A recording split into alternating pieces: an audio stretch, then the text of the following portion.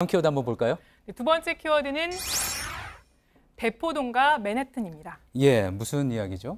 네, 이번에도 북미 고위급 회담 얘기입니다. 이틀 전이죠. 이 폼페이오 장관이 김영철 부위원장에게 만찬에 앞서서 보시는 것처럼 이 아까 그 관저가 있는 곳에서 이렇게 뉴욕의 모습을 보여주는 모습입니다. 예, 아마 37층에서 봤다는 그 회담했던 장소에서 저렇게 보고 있는 모습인 거군요. 네, 맞습니다. 예. 아마 맨해튼의 스카이라인을 이렇게 보고 있을 텐데요. 이 폼페이오 장관은 트위터에도 이 북미 정상회담이 이 북한의 안전 보장과 경제적 변형을 성취할 큰 기회를 제공할 것 이렇게 말을 한 바도 있는데 예. 이런 상황을 가정해 보면 가장 화려하다는 맨하탄의 스카이라인을 보여주면서 자 봐라 북한이 CVID 그러니까 완전하고 검증 가능하며 돌이킬 수 없는 비핵화를 하면 이 같은 경제적 변형을 북한도 할 수 있다. 이런 메시지를 담은 것으로 보입니다. 그렇군요. 뭐 아무리 그래도 뉴욕처럼까지 되려면 상당한 시간이 좀 필요할 것 같기는 한데 자, 그러면 아까 키워드가 대포동과 맨해튼이었습니다. 대포동은 북한의 대포동 미사일 이야기하는 건가요? 맞습니다.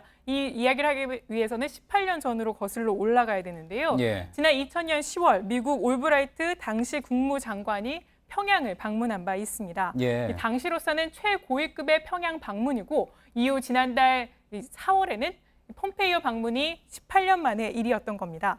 당시 김정일 위원장은 올브라이트 당시 장관에게 북한의 대규모 집단 체조 공연이죠. 아리랑 공연을 보여준 바 있습니다. 예. 그런데 문제가 된 건 이 공연 내용 중에서 북한의 중거리 탄도미사일인 대포동 미사일 발사 장면이 보시는 것처럼 이렇게 카드 섹션으로 등장을 했던 겁니다. 아, 지금 저 장면이 지금 카드 섹션으로 저렇게 만들어 놓은 미사일 모양을 만들어 놓은 거군요. 네, 사람들이 이제 카드를 펼치면서 예. 이게 발사하는 듯한 모습을 표현했던 건데요.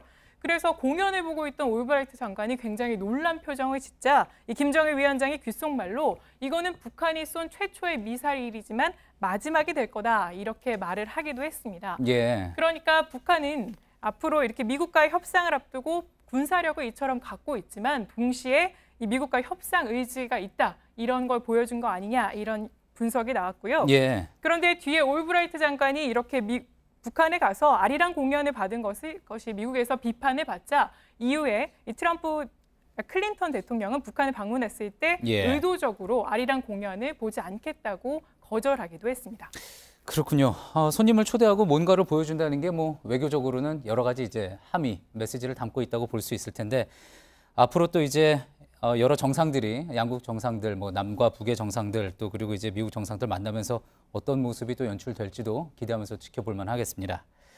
잘 들었습니다. 안지영 기자였습니다.